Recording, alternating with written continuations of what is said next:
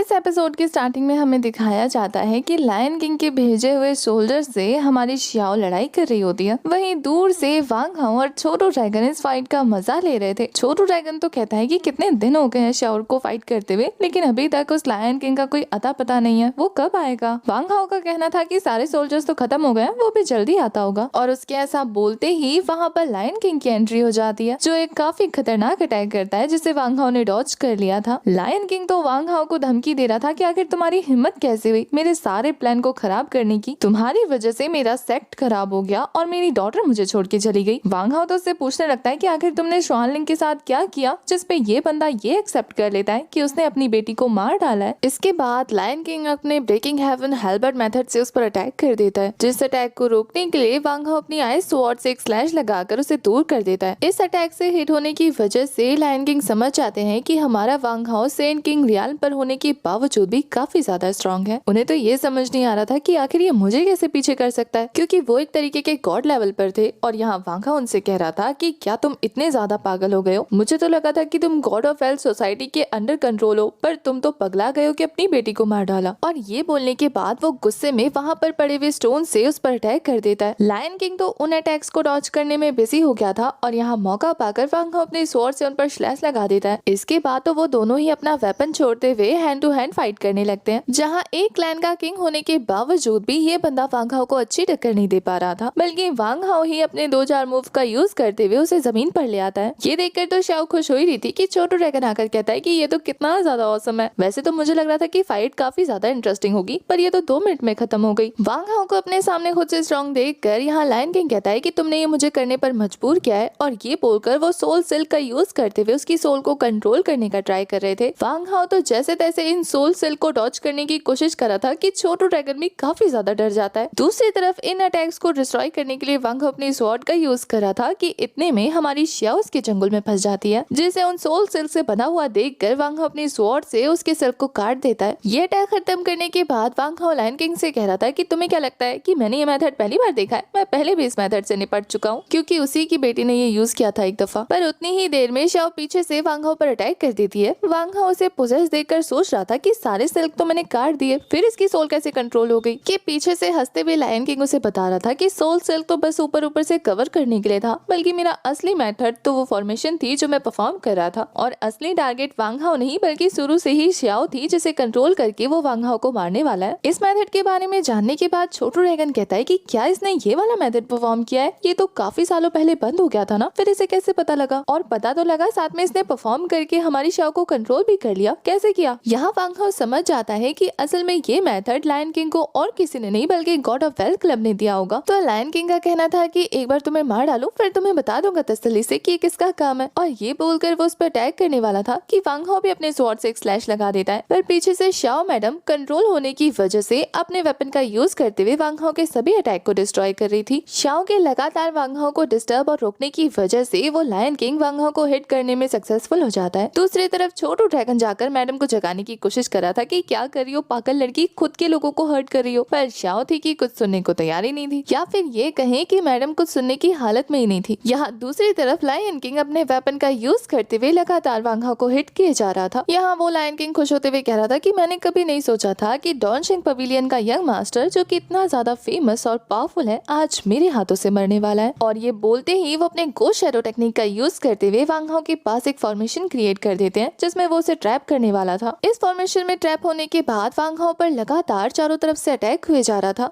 ये अटैक इतने ज्यादा फास्ट थे कि वांग हाओ को डॉज करने में मुश्किल होती है, वो तो वांग हाओ को बुरी तरीके से फंसा लेता है। यहाँ वांग हाओ पूरी तरीके से लायन किंग के कब्जे में था, और दूसरी तरफ हमें शुआनलिंग को दिखाया जाता है, जिसे लायन किंग ने बांध के रखा हुआ था, तो वो खुद को छुड़ा लेती है और फिर अपने शैडो पाम की हेल्प से वहाँ के एक दीवार को तोड़ते हुए बाहर निकल गई थी। जब अपने फादर को रोकने के लिए वहाँ जाती है तो उसे पता लगता है कि गार्ड्स मरे हुए हैं, इसका मतलब उसके फादर पहले यहाँ से निकल चुके हैं, वो उन्हें नहीं रोक सकती। दूसरी तरफ वांग हाओ को दिखाया जाता है, जिसे ट्रैप देखने के बाद लायन किंग कह रहा था कि मैं तो तुम्हें जान से मारना चाहता हूँ, लेकिन मेरे लॉर्ड ने कहा है कि तुम्हें जिंदा रखना है। वांग हाओ उनसे पूछ रहा था कि आखिर तुम्हारे लॉर्ड कौन है, जिस पे वो कह रहा था कि तुम बंधे हुए हो, इसलिए तुम्हें बता रहा हूँ कि मेरे लॉर्ड फर्स्ट प्रोटेक्टर के अंदर ईस्ट गॉड वेल्थ क्लब में है, जिनका नाम है मास्टर जियानशे। वांग हाओ इस नाम को रिपीट करता है, तो ये देखने के बाद वो लायन किंग कह रहा था कि डर गए, पर वांग हाओ का कहना था कि मैं तो इसे जानता भी नहीं, और ये बोलने के बाद वो लायन किंग पर अटैक कर देता है। वांग हाओ के इस अटैक से हिट होने के बाद लायन किंग कह रहे थे कि क्या तुम इतने देर से नाटक कर रहे थे, क्योंकि इस फॉर्मेशन में तो कोई भी अपनी पावर यूज नहीं कर सकता। और फिर लायन किंग को ये भी पता लग जाता है कि उसके साथ साथ तो श्याओ भी नाटक ही कर रही थी। श्याओ का कहना था कि ये ट्रिक्स मुझ पे काम नहीं करेंगी, इसलिए वांग हाओ ने तुम्हें थोड़ा मजा सिखाने का सोचा। श्याओ का कहना था कि अच्छी एक्टिंग थी ना। वांग हाओ तो उसे प्रेस करने लगता है। और इसके बाद तो जो वो लायन किंग की खातिरदारी करता है ना, उसके बाद तो उस बेचारे का मुंह आलू के पराठे जैसा हो गया था। उसे इतना पीटने के बाद वांग हाओ कहता है कि तुमने तो अपनी बेटी को मार डाला, अगर तुम थोड़े से सॉफ्ट हार्टेड होते तो मैं तुम्हें जिंदा रखता, पर अब तुम्हारा मरना जरूरी है। उसके ऐसा बोलते ही वहाँ पर शुआनलिंग हाजिर हो जाती है, जिसे देखकर वांग हाओ कह रहा था कि क्या तुम जिंदा हो। वो तो अपने फादर की ऐसी हालत देखने के बाद उनके पास उन्हें सपोर्ट करने के लिए पहुंच जाती है। तो ये देखने के बाद वांग हाओ कह रहा था कि अब जब तुमने अपनी बेटी को नहीं मारा है, इसका मतलब तुम्हारे अंदर थोड़ी सेंस तो बाकी है। ये बोलकर वो अपने सोल अटैकिंग हैंड का यूज करते हुए शुआनलिंग के डैड को ठीक करने की कोशिश कर रहा था। वो तो तड़पने लगते हैं, तो वांग हाओ कह रहा था कि एक बार होश में आ जाओ, फिर तुम्हें पता लगेगा कि तुमने कितना गलत किया है। और फिर वो शुआनलिंग के डैड के अंदर से वो बड़ा सा पिल निकाल लेता है, जिसे डिस्ट्रॉय करते ही वहाँ पर एक बड़ा सा स्केलेटन हेड आ गया था, जो वो भी डिस्ट्रॉय हो जाता है। यहाँ शुआनलिंग के डैड के ठीक होते ही वो तो काफी ज्यादा खुश हो जाती है। ये तीनों भी उन दोनों को देखकर काफी ज्यादा खुश हो रहे थे। वहीं सीन शिफ्ट होता है और हमें उस एल्डर को दिखाया जाता है, जो कि असल में लायन किंग को कंट्रोल कर रहा था। उसका स्केलेटन जमीन पे गिरते ही उसे पता लग गया था कि जिसे उसने कंट्रोल किया है वो खुद से तो वापस बाहर नहीं आ सकता, जरूर उसकी किसी ने हेल्प की है। और ये जानते ही वो उसकी पावर को इंक्रीज कर देता है, मतलब पूरी तरीके से उसे कंट्रोल में ले लेता है। और ऐसा होते ही वांग हाओ अवेयर हो गया था, पर जैसे ही वो शुआनलिंग को बचा पाता, उससे पहले उसके फादर उस पर अटैक कर देते हैं। और इसी के साथ ये वाला एपिसोड हो जाता है खत्म। आपको एक्सप्लेनेशन कैसी लगी कमेंट करके जरूर बताना। तब तक के लिए bye bye, tata, take care.